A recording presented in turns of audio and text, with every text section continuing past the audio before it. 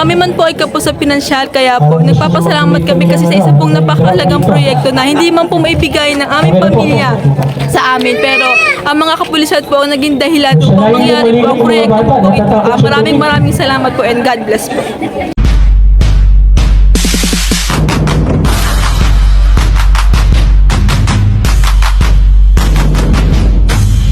Mapagpalang araw po sa ating lahat.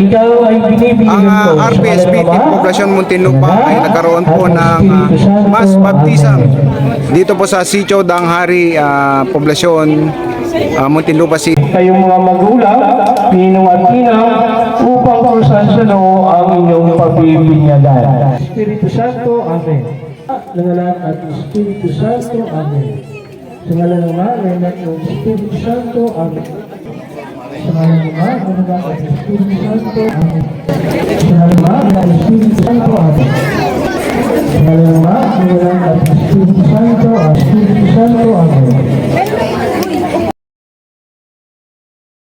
Sinong ninong wala? Ito ikaw? Sofia, ikaw ay binibigyan ko sa ngalan ng Ama, ng Anak, at ng Espiritu Santo. Amen.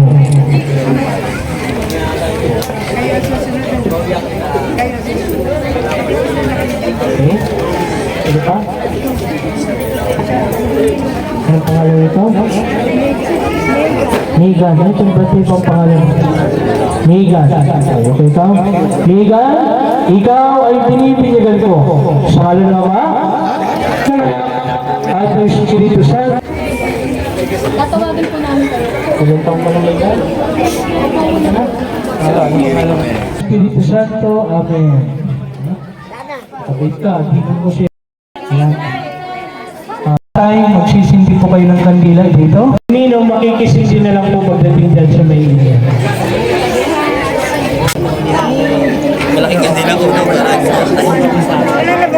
Ay, ang pag-ibig ay punuin ng pagmamahal ang puso ng mga ina para sa kanilang mga anak. Pagpalain mo ang mga ina ng mga bagong binyagan na bata habang sila ay nagpapasalamat sa Diyos para sa payapang panganganak, naway matagpuan nila ang kasiyahan sa pag-ibig, paglago at kabanalan ng kanilang mga anak. Amen. Ngayon naman ating pagdarasal ang mga tatay para kumain. Naway ang Diyos, ang ating Ama, tuwaran ng mga ama, tulungan nawa niya ang mga ama na narito na maging mabuting halimbawa nang sa gayon ang kanilang mga anak ay lumago at maging gustong Kristano sa lahat ng kapunuan kaya sa Kristo. Amen. Tatay, nanay, kayong unang katikista ng mga bata. Kayong mangangaral, magtuturo sa kanila. Kayong magdadala sa kanila papalapit sa Diyos. Kayong magdadala sa kanila sa simbahan. Salamat po sa ating kapulisan. Salamat po sa RPSB, sa mga kabataan na binyagan dito, pati rin po.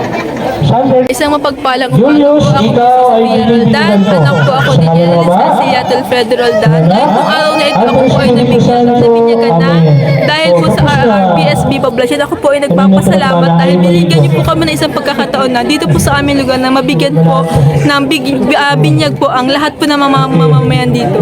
Kami man po ay kapos sa pinansyal, kaya po nagpapasalamat kami kasi sa isa pong napakahalagang proyekto na hindi man po maibigay ng aming pamilya sa amin. Pero ang mga kapulisan po ang naging dahilan upang mangyari po ang proyekto po ito.